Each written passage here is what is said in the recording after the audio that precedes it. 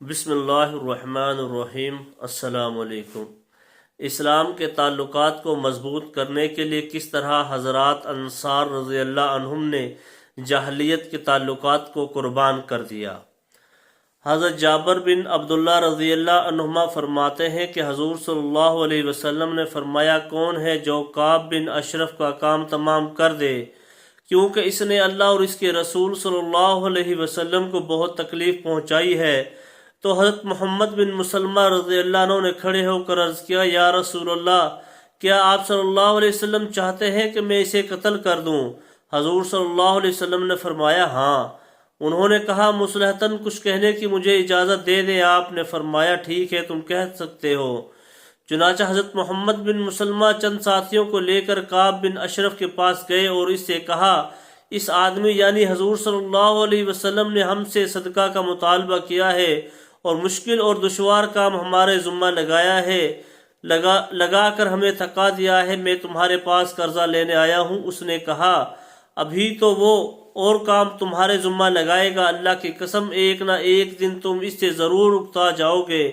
حضرت محمد نے کہا، ابھی تو ہم ان کا اتباع شروع کر چکے ہیں، اس لیے ابھی ہم ان کو جلدی چھوڑنا نہیں چاہتے ہیں، دیکھتے ہیں کہ آخر ان کا انجام کیا ہوتا ہے۔ ہم چاہتے ہیں کہ آپ ہمیں 1 دسک یا 2 دسک غلہ ادھار دے دو۔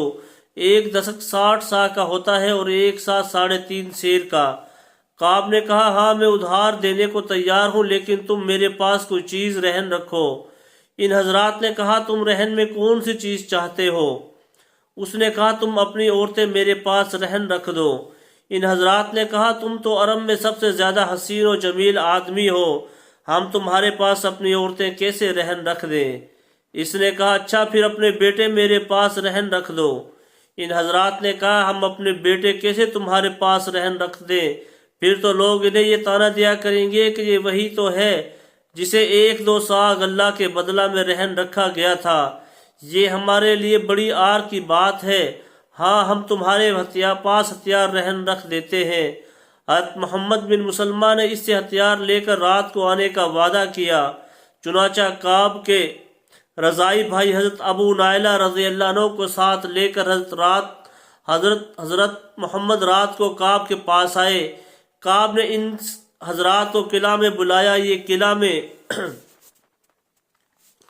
گئے، وہ ان کے پاس اتر کر آنے لگا تو اس کی بیوی نے اس سے کہا، اس وقت تم باہر کہاں جا رہے ہو؟ اس نے کہا، یہ محمد بن مسلمہ اور میرے بھائی ابو نائلہ آئے ہیں۔ اس کی بیوی نے کہا، میں تو ایسی آواز سن رہی ہوں جس سے خون ٹپکتا ہوا محسوس ہو رہا ہے۔ اس نے کہا، یہ تو میرے بھائی محمد بن مسلمہ اور میرے رضائی بھائی ابو نائلہ ہیں۔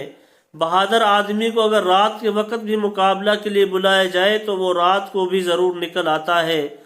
حضرت محمد بن مسلمہ نے اپنے ساتھ 2-3 اور آدمیوں کو بھی داخل کر لیا اور ان سے کہا، میں اس کے بالوں کو پکڑ کر سونگھنے لگ جاؤں گا اور تمہیں بھی سونگھاؤں گا۔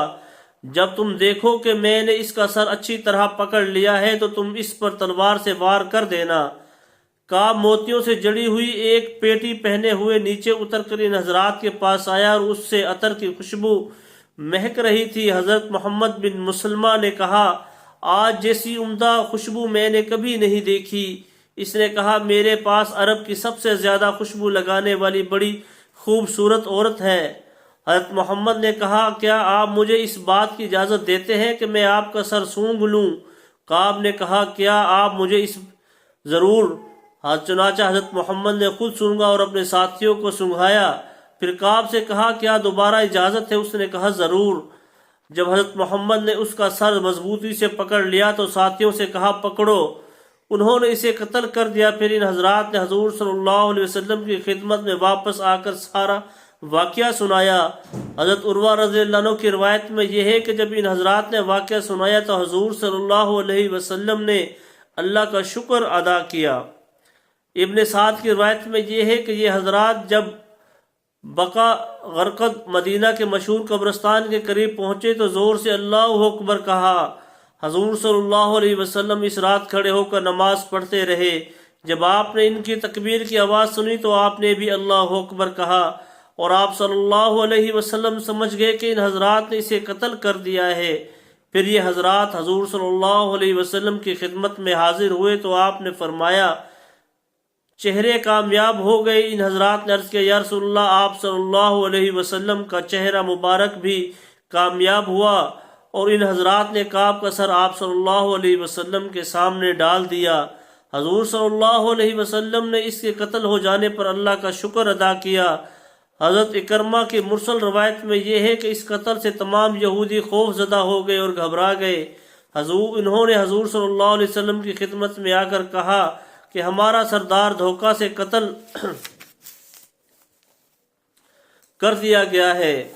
حضور نے ان کو اس کی ناپاک حرکتیں یاد دلائی کہ کیسے وہ اسلام کے خلاف لوگوں کو ابھارتا تھا اور مسلمانوں کو اذیت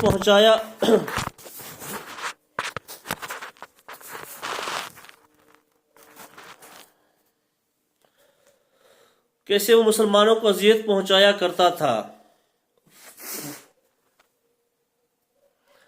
ابن اسحاق نے ذکر کیا ہے کہ حضور صلی اللہ علیہ وسلم نے فرمایا کہ میری طرف سے کعب بن اشرف کو قتل کرنے کے لیے کون تیار ہے؟ حضرت محمد بن مسلمہ رضی اللہ عنہ نے کہا یا رسول اللہ، میں اس کی ذمہ داری اٹھاتا ہوں، میں اسے قتل کروں گا۔ حضور نے فرمایا اگر تم یہ کام کر سکتے ہو تو ضرور کرو۔ راوی کہتے ہیں کہ حضرت محمد واپس چلے گئے اور کھانا پینا چھوڑ دیا، بس اتنا کھا پی لیتے جس سے جان بچی رہے۔ یہ بات حضور کو بتائی گئی، آپ نے انہیں بلا کر فرمایا تم نے کھانا پینا کیوں چھوڑ دیا ہے؟ انہوں نے عرض کیا یا رسول اللہ، میں نے آپ صلی اللہ علیہ وسلم کے سامنے ایک بات کہی، پتہ نہیں میں اسے پورا کر سکوں گا یا نہیں، اس فکر میں نے کھانا پینا چھوڑ دیا ہے۔ آپ نے فرمایا تمہارے ذمہ تو محنت اور